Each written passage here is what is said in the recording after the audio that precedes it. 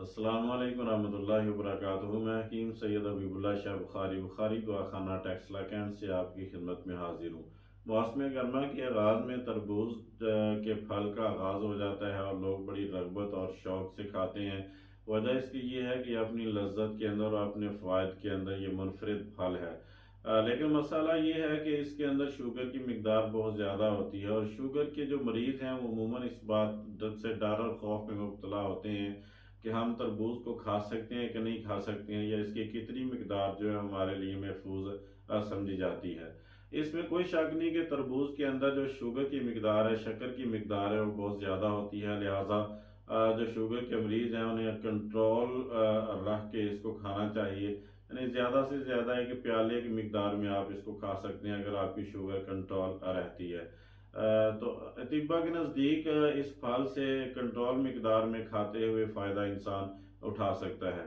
البتہ جو تربوز کا جوس ہے اس کو ڈائریکٹ استعمال نہیں کرنا چاہیے، اس لیے کہ یہ فوری شوگر کے اندر کنورٹ ہو جاتا ہے، اور انسانی خون کے اندر جو شوگر کا لیول ہے وہ بہت جلد بڑھ جاتا ہے۔ ذیابیطس کے مریضوں کے لیے مناسب یہ ہے کہ وہ تربوز کے ساتھ ہائی شوگر پھلوں کے ساتھ پروٹین، صحت مند پروٹین کا استعمال کریں، یا صحت بخش چکنائی کا استعمال کریں، جس طرح گری دار میوے ہیں یا بیج ہیں، یا اسی طرح دہی وغیرہ جو شامل ہے۔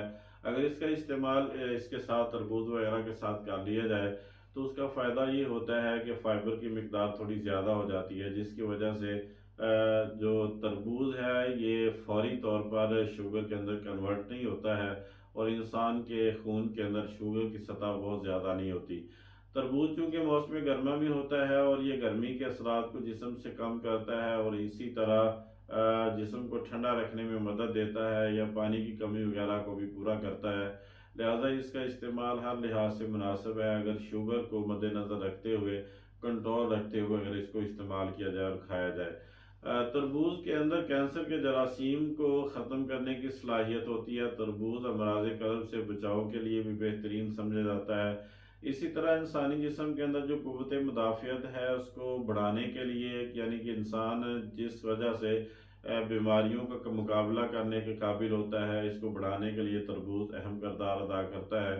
انسانی جسم کے اندر جو مختلف قسم کی انفیکشن وغیرہ ہو جاتی ہیں ان کے تربوز کے استعمال سے وہ بھی دور ہو جاتی ہیں۔ لہٰذا پتہ یہ چلا کہ شوگر کے مریض بھی تربوز کو ایک خاص حد تک استعمال کر سکتے ہیں، بہت زیادہ استعمال نہیں کرنا چاہیے، اور جو تربوز ہے اس کے جوس سے بھی بچنا چاہیے۔ اگر آپ ڈائریکٹ تربوز کھائیں گے تو اس سے تھوڑے بہت فائبر بھی ساتھ جائے گی، جس سے یہ فوری شوگر کے اندر کنورٹ نہیں ہوگا۔